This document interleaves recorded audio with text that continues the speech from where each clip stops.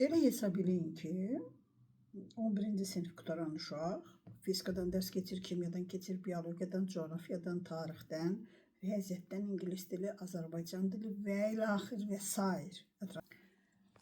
Əgər bir uşaq instituta getmirsə, 11 ilə soruşursan ki, sən fizikadan nə keçdin, fizikadan nəsə mənə bir mövzu danışa bilərsən. Uşaq gözünü döyür. Deyirsən, yaxşı, coğrafiyadan danış.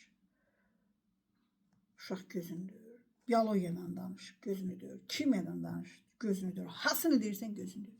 Yaxşı, siz təsəvvür eləyin, 16 yaşına yetişkin bir uşaq bugün cəmiyyətə atılırsa, yəni biz bunun 11 ilini boşa harcadıq.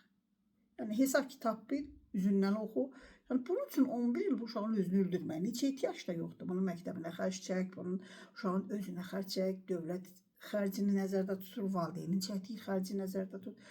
Bunların hamısı sən təsəvvür elə ki, bir kənardan bax, gör, sən nə qazanırsan. Demək ki, biz gör neçənci əsrdə yaşayırıq, neçənci ildəyik. Hələ də bir dövlət üçün güclü bir şəxsiyyət olaraq, dövlət üçün güclü bir potensialı olan, bilgisi olan, sənəti olan bir insanı yetişdirib ortaya çıxarda bilmirik. Bayaq dedim ki, mən bir təhsil, həm valideyn, həm də mən. Üçümüz də sinifdə qalırıq. Bir uşağın 11 ilinin üstündən xərc çəkirik.